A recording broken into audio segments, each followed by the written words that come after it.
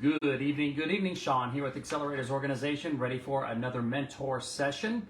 As a reminder, if you log into the AO mobile app on the bottom right-hand corner of the screen, there's a button you can click that will reveal a menu that will say Ask a Question. Ask that.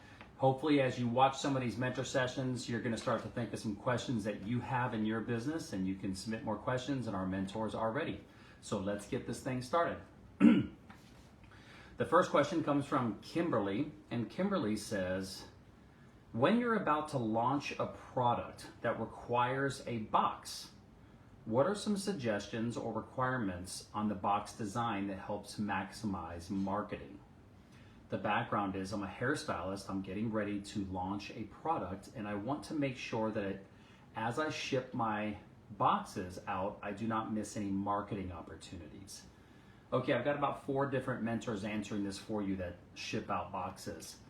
I'm going through this myself with a product that I am going to be launching, and I'm also helping one of our other members launch one of their products, which requires a box.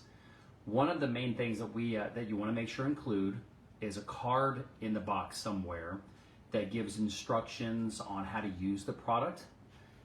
If that might be something that your product needs, and on that you could put a QR code for them to register the product or to get tutorial videos or something like that. They use the QR code to go ahead and take a shot, go to your website, enter their email address, and make sure that you get their information. And that gets them getting emails from you, which allows you to do more marketing to them for different products in the future. You could also make sure and put your website address from a marketing opportunity as well. If you have other products and services that are complementative to that product, you could also put a card in the actual box itself. So that's some of the things you could do from a marketing perspective on the box or inside the box, is make sure you use QR code or your website address and give them a reason to go to your website. Instructional videos and other complementative products are always a great way to get people to go to your website to register. So I hope that helps. All right, Kimberly? Okay, next question comes from Kimberly as well. And Kimberly says, what is the best way to launch a new product and get a lot of people talking about it? The background is I am a go-getter at heart. All day hustling, team no sleep, as I sit here and think about ways I can educate people about my product while getting them to buy at the same time. I know there has to be a faster way than going from salon to salon, hair show to hair show, and I'm open to any suggestions that will give me the momentum. I need to increase the scale of the business as fast as possible. Okay, I've got about 9 or so mentors answering this one for you. Well, listen, the bottom line is you say, what is the best way? Well, the best way is if you have a couple $1 million, start doing advertising, billboards, radio, magazines, influencers. That's the best way. If you've got a couple $1 million, go for it. Let me know how it goes, Kimberly.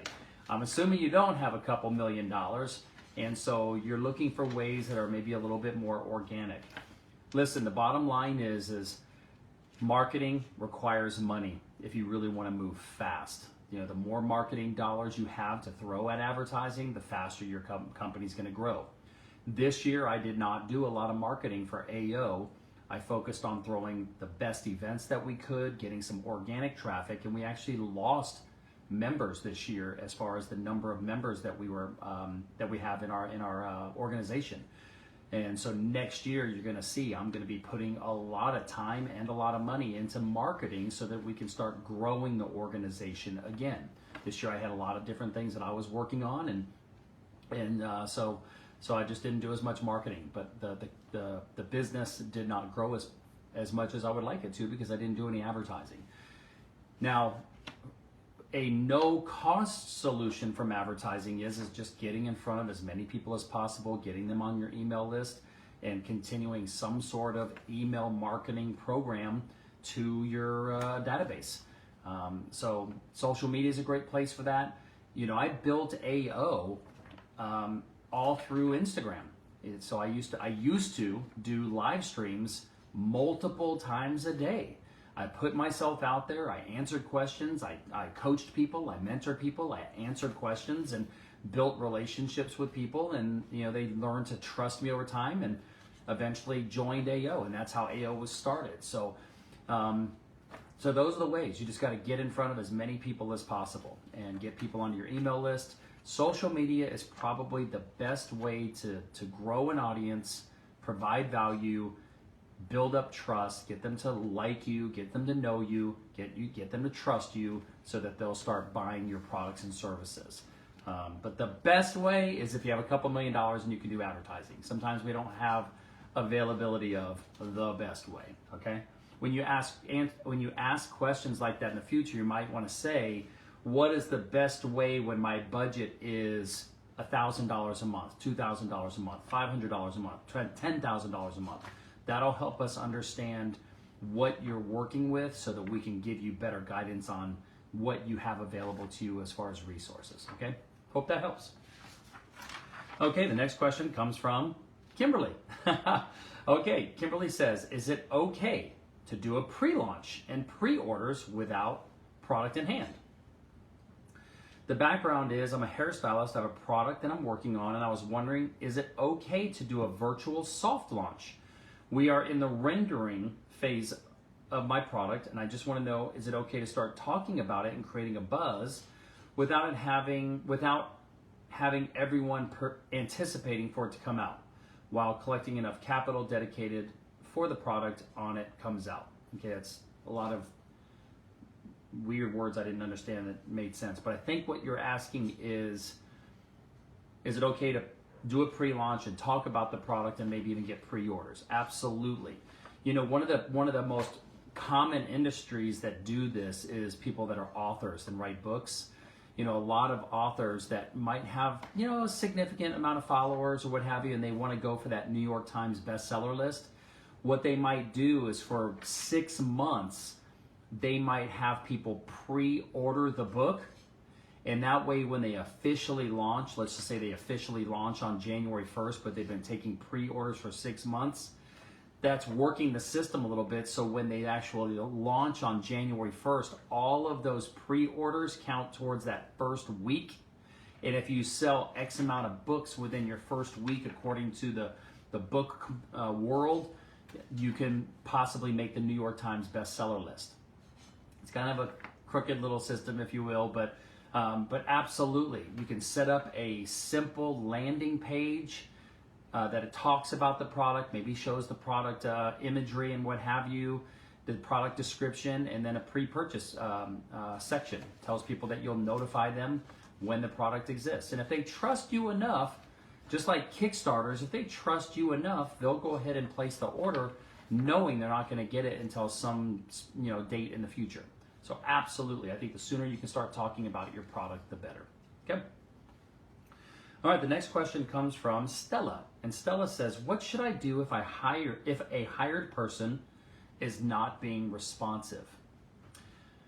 The background is, I hired a person to do email marketing for me. I am unhappy with his responsiveness, and after I have clearly said that, still nothing has changed. I haven't found a replacement for him yet, so what should I do? Okay, I've got a bunch of different mentors answering this one for you, Stella. Bottom line is I would probably fire the person. I'd let the person go. Obviously, if they don't fit your culture and they're not showing respect to you and honoring what you want them to do based on the scope of work that you've asked them to do, I would probably just fire them. I would make sure that you have access to all of the emails, the platforms, and everything from a username and password that they have access to. And I would just go ahead and change the passwords on all of it so they're locked out. And then I would just talk to myself or one of the other mentors about trying to find you or help you find another email marketing person. Okay, but absolutely, if a team member that you've hired is not being responsive or respectful to you, free up their future and let them go. Okay.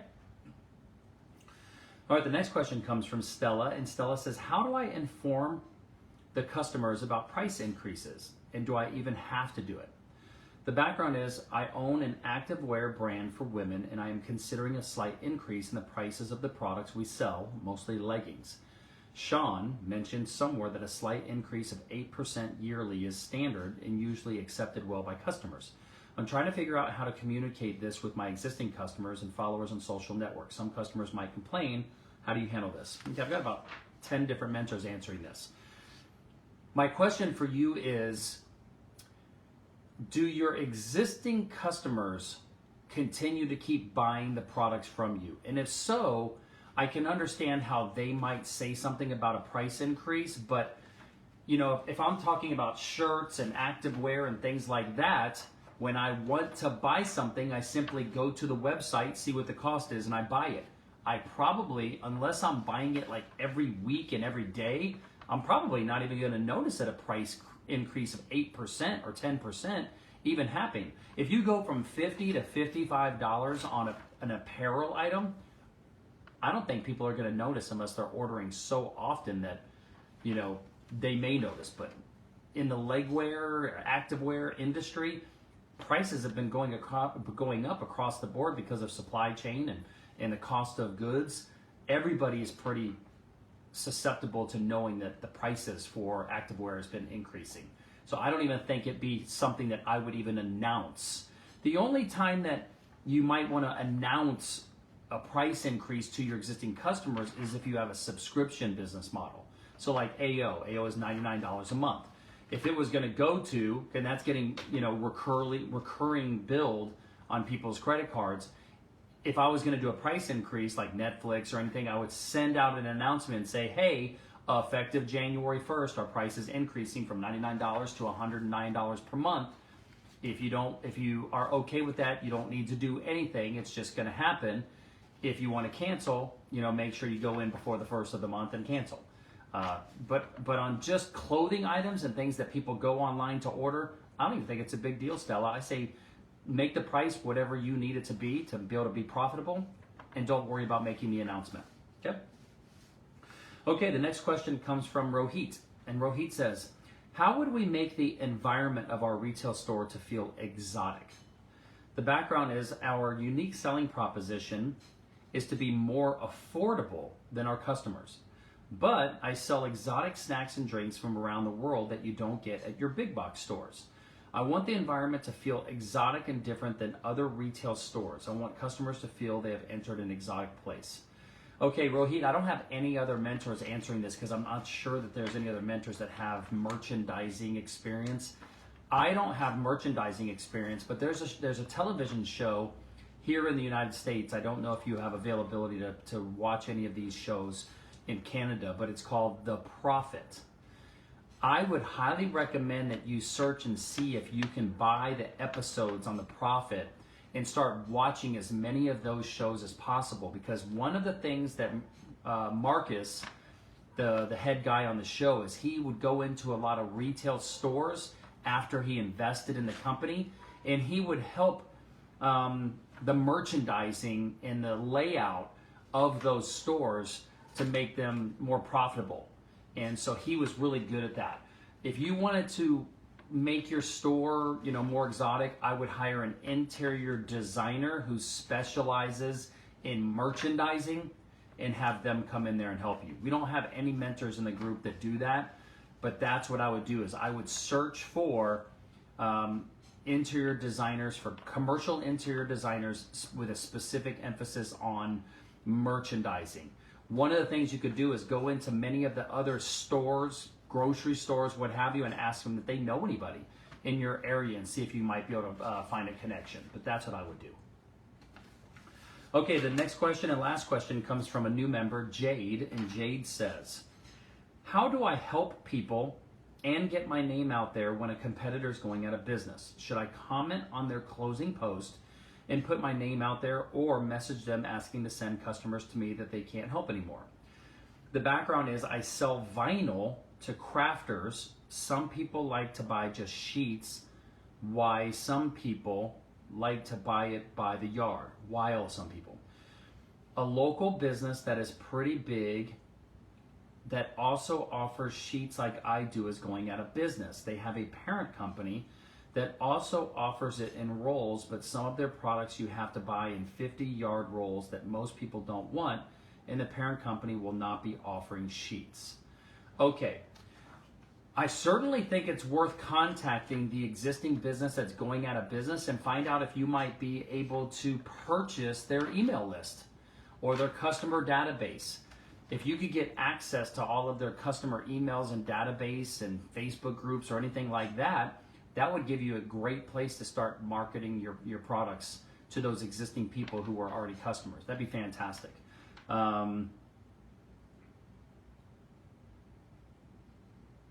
I certainly think you could leave a comment if you think it's ethical to leave a comment in their Facebook group that they're going out of business and say, hey, if anybody else needs a supplier, I do this, feel free to contact me. If there's a big demand for what you do and you know the vicinity and geographic area where those customers are, you also could do some sort of online advertising campaign on Facebook to market to those existing people, because if that company is going out of business, you could say, start marketing your services out there.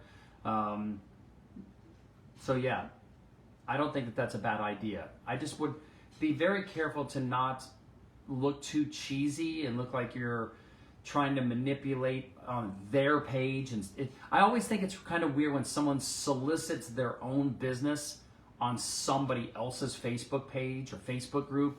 It always just feels kind of weird to me. But you might want to reach out to the company and say, would you be okay if I did a post like this? Or since you're going out of business, I wanted to introduce myself, because if people are used to buying from you and you're no longer going to provide it, here's my information, please feel free to refer to me, or could I put up a banner on your page or something and see if there's anything that they might be willing to do for you. But I think that's a great idea. Hey, somebody else going out of business, the way I would look at it is either A, it was too small of a revenue stream for them, so they're getting out of that business, or B, they couldn't find enough customers. So you always have to ask yourself, why is that company going out of business? Was it because there wasn't enough business for them to make money, or they were making so much money in another area of their business and this just wasn't enough for them? So that's something to think about for yourself, okay? Hope that helps, Jade. Way to ask your first question, and that's today's mentor session. Hope you guys have a great day, morning, or night, wherever you are in the world watching this, and I will see you on the next mentor session. Make sure you get out there and ask some more questions in the portal, okay? Peace out. Where we go? There we go.